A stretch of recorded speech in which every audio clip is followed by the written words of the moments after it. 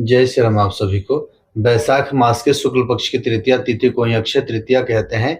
इस दिन किए गए सभी कार्य उसका कभी क्षय नहीं होता है, इसलिए इसे अक्षय तृतीया कहते हैं। पूरे दिन अबुझ मुहूर्त रहता है, अर्थात मुहूर्त देखकर किसी कार्य को करने की जरूरत नहीं है। वर्ष 2026 में अक्षय तृतीया का यह पर्व पंचांग भेद से 19 अप्रैल को बता रहे हैं, लेकिन उदया तिथि के अनुसार इसको 20 अप्रैल सोमवार को मनाया जाएगा। इस दिन दान करना, पुण्य करना, स्वर्ण खरीदना और नए कार्यों की शुरुआत के लिए अबुझ मुहूर्त पूरे दिन बना रहता है। तृतीया तिथि का जो प्रारंभ होगा वो 19 अप्रैल को सुबह 10:49 से शुरू होगा और 20 अप्रैल को सुबह 7:27 तक समाप्त होगा।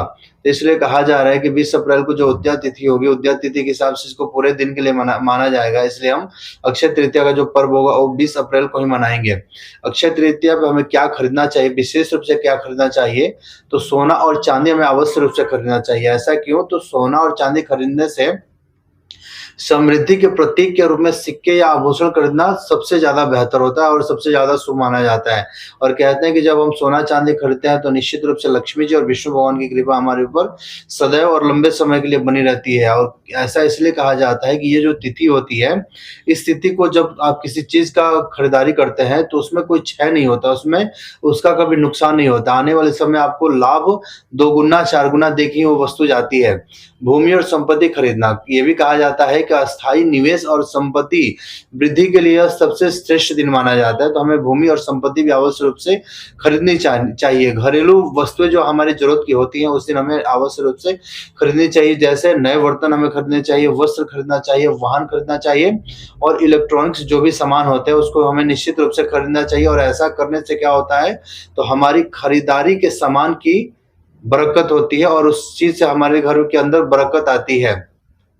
पूजन सामग्री में हमें क्या क्या लेना चाहिए, तो पूजन सामग्री में हमें लक्ष्मी, विष्णु भगवान की हमें मूर्तियां लेनी चाहिए। हो सके तो चांदी की मूर्ति ये लें, ज्यादा शुभ रहेगा आपके लिए।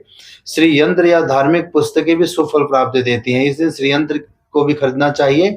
और आपको लगे कि हमें कुछ दान करना चाहिए तो कुछ धार्मिक पुस्तकें जो होती हैं, जो हनुमान चालीसा, बजरंग, रामायण, गीता, ये सब पुस्तकों को आपको आवश्यक रूप से दान करना चाहिए। और अनाज और पौधे भी आपको इस दिन खरीदना चाहिए और दान भी करने चाहिए। जैसे घर में बरकत के लिए गेहूं, चावल और सकारात्मकता के लिए तुलसी का पौधा लगाना ज्यादा उत्तम होता है। यहाँ गेहूं चावल का मतलब ये हो गया कि गेहूं चावल, दूध से संबंधित चीजों का आपको दान करना चाहिए। और उस दिन विशेष रूप से आपको प्रयास ये करना चाहिए कि एक तुलसी जी का पौधा खरीद के आपके घर के अंदर लगाएं तो ज्यादा शुभ होगा। और दान पुण्य जो भी हमारे जरूरत की चीजें होती हैं उसको खरीदें और उस दिन दान करें। अनाज का दान करें, वस्त्र इत्यादि का दान करने, इस दिन ये सब करना ज्यादा विशेषकारी होता है, पुण्य